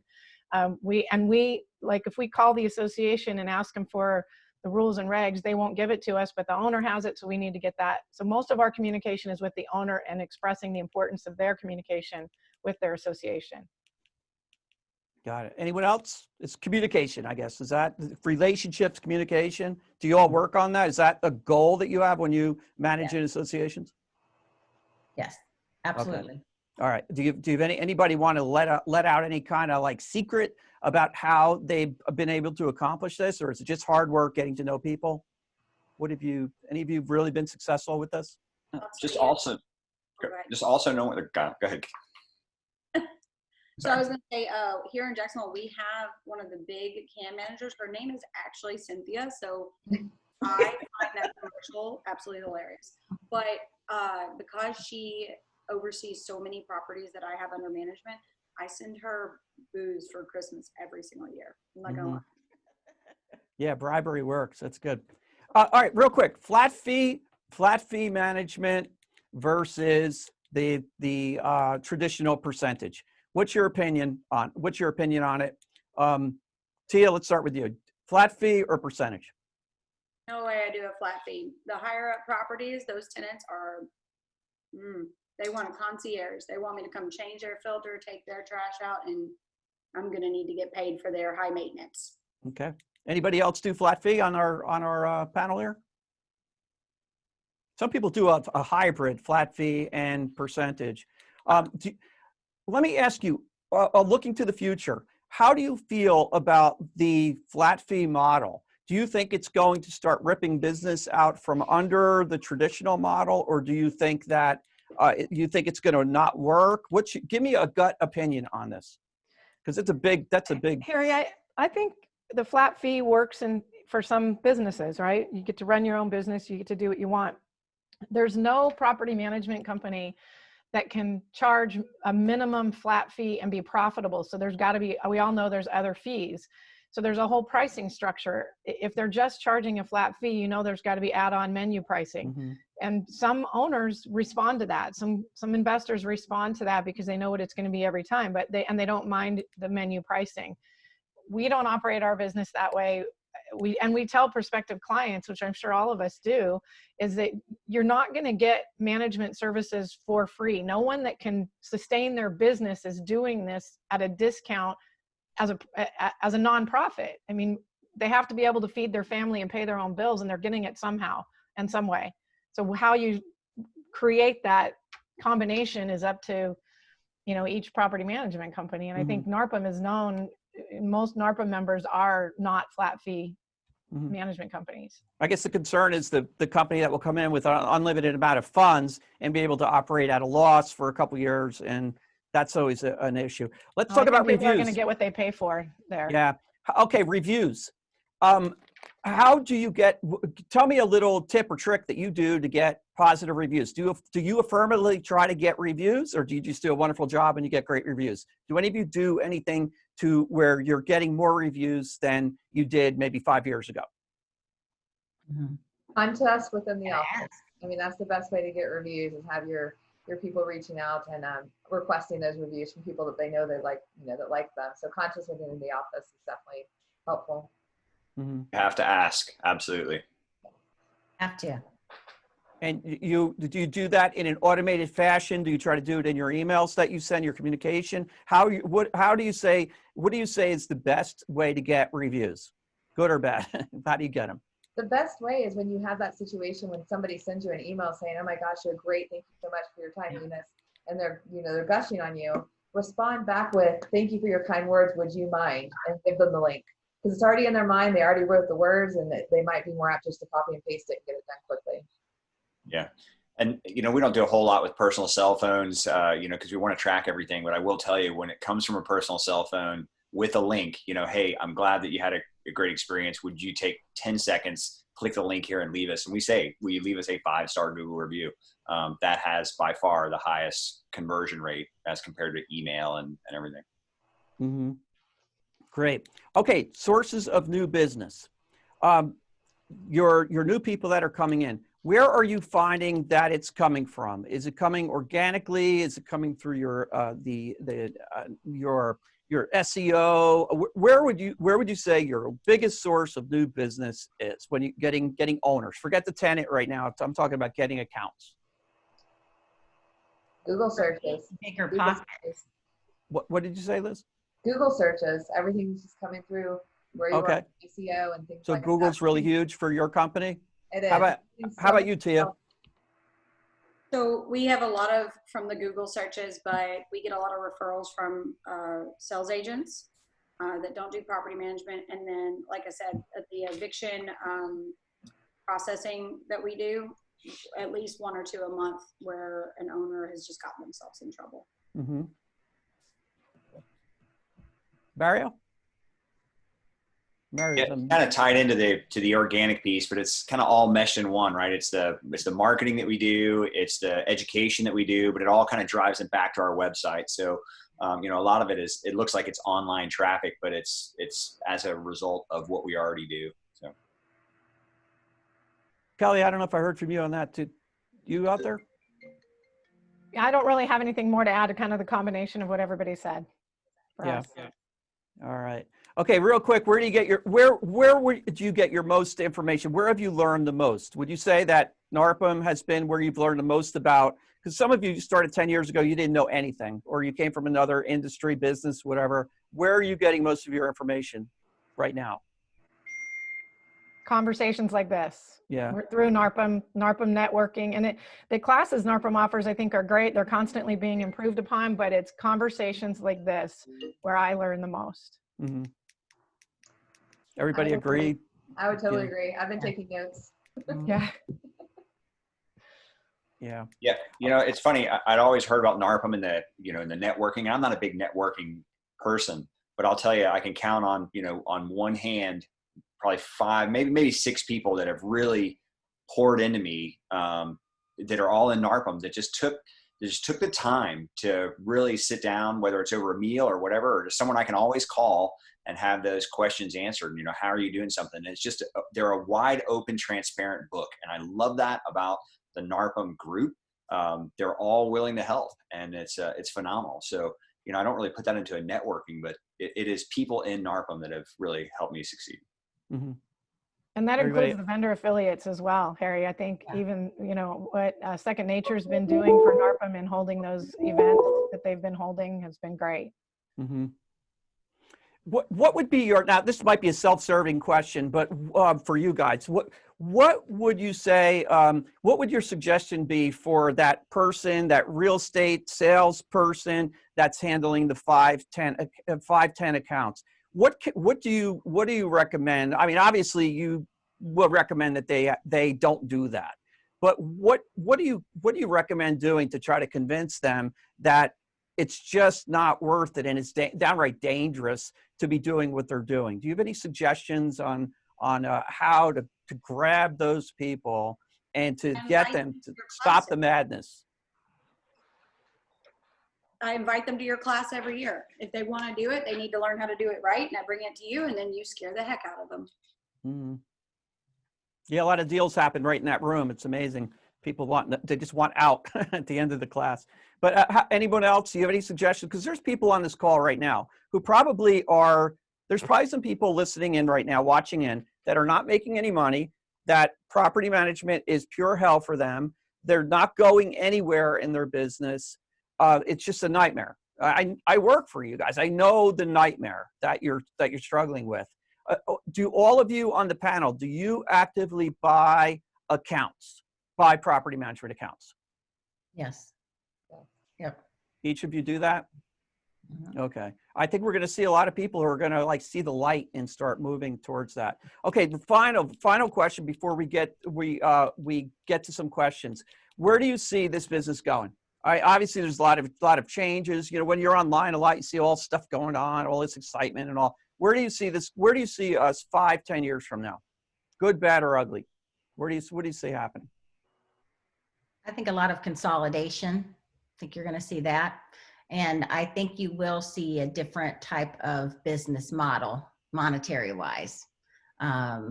Those 2 things, I think. And then the third is owners that do it themselves.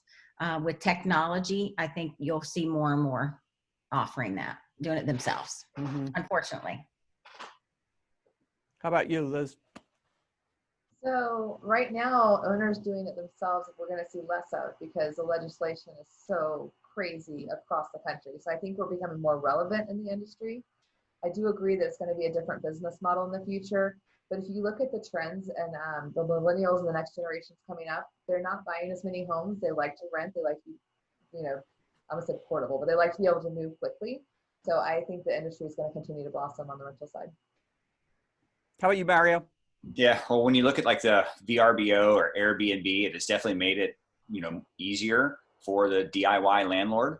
But, as other legislation and rent control and that stuff comes in, there's going to have to be a push to turn this over to the professionals. So I think it's still kind of wide open as to where it goes. But I think there's going to be some consolidation, just like Kim said. But I also think there's going to be a lot of folks out there, so long as the tools are out there to manage themselves, they're going to try it. We just have to continue to make ourselves relevant and push ourselves out as the professionals in the industry to really protect people. Mm-hmm. Tia, you got anything to add? Anyone else? For me, I think we're just going to see tons more regulations on us. Every day it gets a little tighter and tighter, starting with the disparate impact a couple of years ago. Now we've got COVID stuff going on. So if people aren't in NARPM and they aren't keeping up to date with the changing in the local laws and national laws, they're going to see themselves getting in trouble. But I think we have to really look at legislation and what's coming down the pipe to see where we're going to go. Mm-hmm.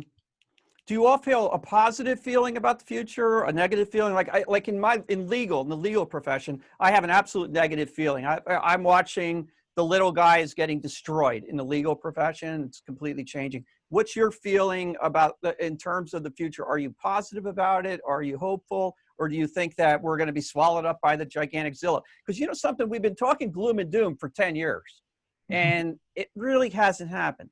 So what do you think? What do you think about that? Harry, I think that the ones that are going to adapt to the changes, and, you know, I know that in your area, you have the hurricanes come through almost every year. So you have a short-term adaptation, and then you go back to what you were doing before it happened, right? We don't have that now. We have a complete, what I call a tectonic shift, and there's no going back to what we were doing. And if a company can't, or a person who's managing can't adapt, then they're not going to be relevant. And that's kind of what everybody's been saying, is we need to adapt. I personally, as frustrating and as difficult as the legislation is in certain areas to manage a property, I don't see it as a negative. I see it as a positive in our third-party management, because those DIY people, it's going to be harder and harder for them to manage, and they're going to need us. And I'm not saying I advocate for all that legislation. All I'm saying is I look at it as a glass half full, and kind of looking at opportunities there. And I think there's so much opportunity in our industry right now. And I think going forward, there will be, simply because it's not as easy. It's not mom and pop, renting out their next door house anymore like it was 20 years ago. There's so much more to it. So I just see it as opportunity and an adaptation. If you can't adapt, then you're not going to survive. Mm-hmm. I guess also being part of the conversation instead of being, I see one of the things that bothers me is the property managers are dealing with legislation after the fact. They're not getting there in the beginning, and that drives me out of my mind. Yeah, NARPM sent out a call to action yesterday. I don't know how many of you answered it, about what's going on in DC about the nationwide eviction moratorium being extended for like a year. Hopefully anyone on this call got those emails or got them email and responded and sent their federal legislators an email saying, don't do that. We're not in favor of it. I think a lot of us feel very powerless about the national level. I know that I feel very powerless. Okay, let's do this. I guess Dan, where's Dan right now? Is he, I'm here. Okay, Dan, do you want to start taking some questions? Do we have any questions? We do. Yeah, we do have a few questions. And actually what I'll do is I'm going to go in reverse order from timeline, because we had some questions all the way back in the beginning and some here recent. But to start with that, I would say if any of the panelists shared any information like Tia showed, I think her VA document and stuff like that, if you will get that to me, I will make sure that I package all that up and send a Dropbox link out to everybody that registered so that you have access. So if you have any recommendations from an attendee, or if you were a panelist and you shared something, email that to me. I'll get it over in a pretty bow and send it out to everybody. That being said, let's talk about marketing and websites, because a few questions came in regarding that. So does anybody have any recommendations regarding either website development, SEO, AdWords, et cetera, et cetera?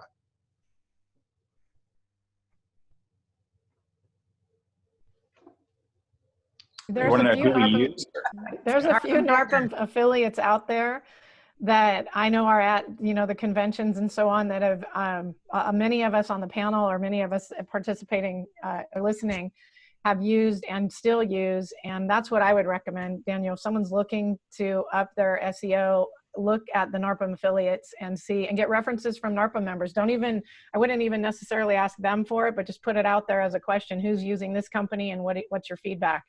Because I think that's better than, companies give you references, but they're probably going to give you somebody that, would give them a good reference. So it's good to, like what Tia said about what VA companies does everybody use, and what's the pros and cons. Okay. I think a good thing, Daniel, is if some of these people on the call today are not members of maybe the different property management areas, like on Facebook. There's so many. All you have to do is put a question in there and you will get a ton of answers, as Tia alluded to earlier about a VA. Everybody is so willing to share. So I definitely try that. There's a lot out there. All right. Mario, this is specifically for you. Someone asked a little bit more information about those portable ACs. Again, can you just run down the model, purchase price, and whatnot? I don't have the model number, but it's a stand-up unit. So it's a large stand-up unit. It ports out like a window.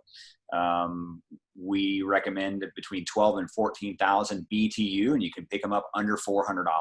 So Home Depot has them, Lowe's has them, but we don't do the window units. You put in the window, it's a stand-up unit. It's got 4 little wheels on the bottom of it. And yeah, they're pretty simple. Okay. And just out of reference, can that be expected to cover a room, the whole house? What can someone? Yeah, really one room.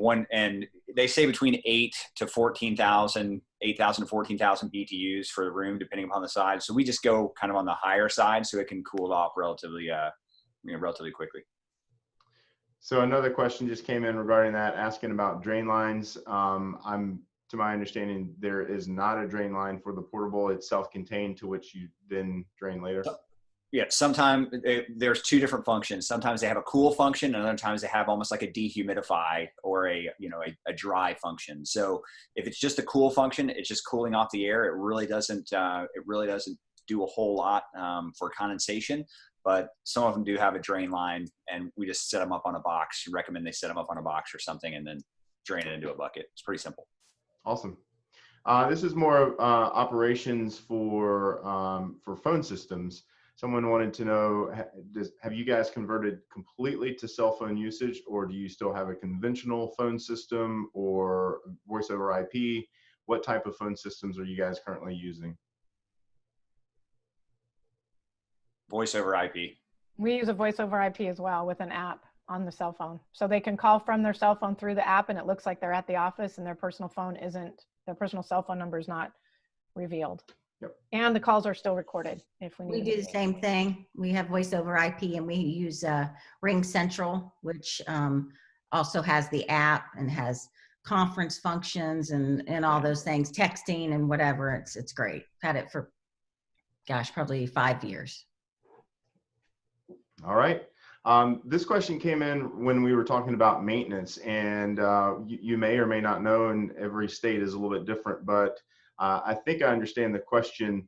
So if you're overseeing a project that exceeds $5,000, the term as far as general contractor may come into play. Do you guys have any recommendations or experience as far as when you as a property manager can oversee a project that either does or does not exceed 5,000, or do you have a rule of thumb that when it exceeds 5,000, a general contractor must be used? We use a GC, but we will give them photos or videos of what's going on, but we do not oversee it. Same, GC. Okay. All right. Done with that one. Harry, moratorium, what is the official day to send 3-day letters as far as to commence the eviction process? I knew that was coming. It happens at every expert panel. Oh, yeah. I'll tell you real fast. Okay, we got August 1st, hopefully. We got July 25th for covered properties, but don't worry about that right now. Go to the website and look at that stuff, or stick to questions for the experts. You got it.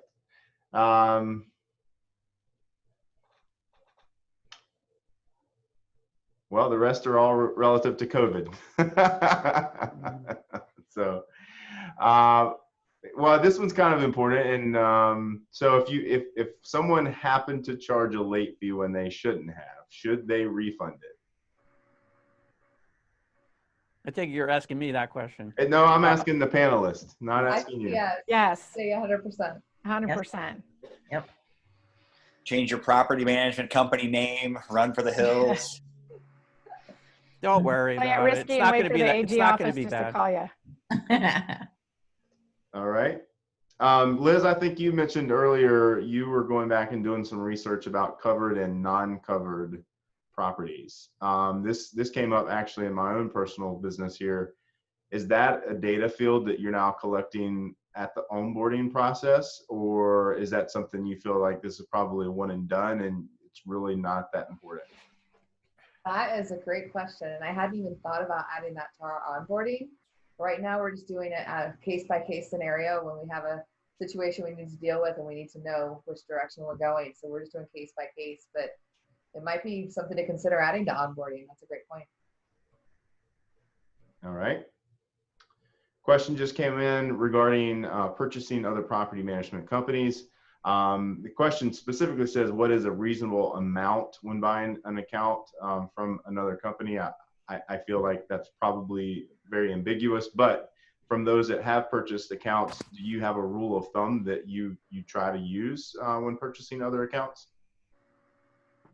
I do. I can. Go, Kim. Like a typical rule, and nothing is typical anymore. It depends on the accounts, and do they have one owner that has like 50% of their company? How do they manage them? Are they managed by a mom and pop? Are they managed by a company? It just, there's many factors. But kind of a down and dirty rule I use is 1.5 times net and 3 times gross. All right. Well, that is all of the live questions at this time. Would any of the panelists want to throw out a few closing remarks or anything else that's burning on your heart? Just everyone, please be careful. I know Harry has alluded to it. This is a very litigious business, and especially the time that we're in right now. Be very careful. If you don't know what you're doing, get out there and learn. Join NARPM. Join a committee at your board of realtors. Know what you're doing. I wouldn't go be a dentist right now or doing, you know what I mean? I'm not going to go sell an industrial building. I don't know what to do, even though I'm a realtor. So I just be careful. Stay in your lane. Know what you're doing. I agree with Kim, and don't hesitate to use your NARPM resources. Don't be afraid to ask the question, and don't be afraid to reach out if you know the answer. That's one of the things that keeps NARPM strong, is that communication back and forth with each other. So, you know, we got to be strong together. And I think through meetings like this and a lot of the other Zoom meetings that are being put on throughout the country, participate. I noticed we've got people outside of Florida all over this call. So I think that's awesome. Yeah. So people wanting to learn and share. Yeah. Yeah. Hey, if I could just add something that I see as a big problem, and you've kind of alluded to this. If you don't feel comfortable about doing it, the best thing you can do is say no. I see people who will ask me, they'll say, Harry, do you have a commercial lease? Do you have a commercial property management agreement? Or I have this small associations that I have an opportunity to manage. And I tell people, I say, look, you know, the best thing you can do, and this is something that I learned 30 years ago when I used to take anything that walked in the door, and my life was pure hell back then because I was doing everything and doing it poorly. It takes more guts to say no. It's harder to say no, but in the long run, you're going to be far happier if you focus on what you know you're doing. If it's working, keep at it. If it's not working, get rid of it. But don't spread yourself too thin trying to take everything that comes along because you're getting desperate. It's the almost guaranteed way for failure. Yeah, true. Especially in a time of a crisis, right? Oh yeah. Yeah. To Kelly's point and Harry, to your point earlier, those folks that maybe sales agents that are on this call, though, still trying to figure out and pick the brains. I mean, to your point of not doing what's in your wheelhouse, I mean, it is very litigious out there. Form that professional relationship with a NARPM member in your area. And if you're worried about losing a sale next year, but you need to rent it for a year, don't do it. You know, hand it to that professional NARPM member, make that relationship. And when it's time to sell, they'll hand it back to you. Trust me, they want the repeat business as you in your industry, in the sales industry. Even if they do sales, they're not going to steal it from you. They're going to professionally manage it. They're going to put their best foot forward and help you keep your clientele. They want to build that relationship. So lean into NARPM, especially if you're a sales agent. Right. Harry, I just saw a question about an update on the national convention for NARPM. Can I address that? Sure. Okay. So we are, and when I say we, I mean NARPM National, excuse me, OMG, the staff, are looking at and putting together a virtual element. We're calling it a hybrid right now, a hybrid conference. So there will be a live opportunity. At this point, this is where we are, a live opportunity to attend the conference. Registration is open, and registration is also open for the virtual part of the conference. And we are moving forward. We've invested quite a bit in making a virtual conference available, not just for the national convention, but for future conventions. We see this as an opportunity to elevate our organization to a point where we can reach property owners and property managers and reach members in a way that we have never been able to before. And so we took the plunge and made this investment in getting that together. And right now we're looking at a hybrid. We've got all the same speakers that all planned out and ready to go. Everyone's committed. So that's where we are today. Who knows what'll happen with the coronavirus between now and the last minute we can cancel. So we don't want to lose money on a cancellation if we don't have to, but we want to make sure we're aware of what's going on as well and keep everybody safe. The hotels and all that are very aware of how to socially distance us as a group, and that's what we'll have to abide by when we attend. I'm sure of it, unless there's some miracle cure that happens between now and October, which would be awesome. But that's where we are. Thanks, Kelly. And keep your NARPM chapters going. I see so many chapters that have just stopped everything. Look, it's not rocket science to do what we did today. Now, Dan did marketing and we got the Zoom account and all that stuff. This is not rocket science. And I have like 20 people I got responses from when I posted on Property Management Mastermind of people from all around the United States that are willing to do these Zoom classes. Some of them charge the money, but it's very low. So don't let your NARPM chapter fall apart just because you can't have in-person meetings. Don't do it. Yep. Absolutely. Well, with that segue, I'm going to just close with a few events that we have coming up here in Tampa Bay. So September 17th, the do's and don'ts of maintenance, and we expect that's going to be another virtual session. So we'll have more information on that. August, we're going to take a break, but in September, we'll have the event. October 8th, our local realtor board, GTAR, is going to have the Perfect Tenant. That will also be virtual. That is an all-day course that provides CEU credit, so you can go to their website.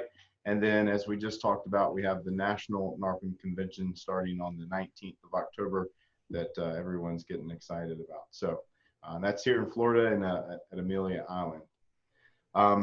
So with that being said, guys, thank you for saying yes to this again. Thank you again to all of our affiliates that are here. And of course, all of our attendees. We hope and pray that you got something out of it. I know I always do, just like Liz, she's taking notes. I have like 3 pages worth that I'm, always trying to learn. That's obviously what makes us all better. So iron sharpens iron. So God bless, stay safe, and we look forward to having you guys around some more and hopefully seeing you October in North Florida. Absolutely. Thank you. Bye. Bye. Take care, everybody.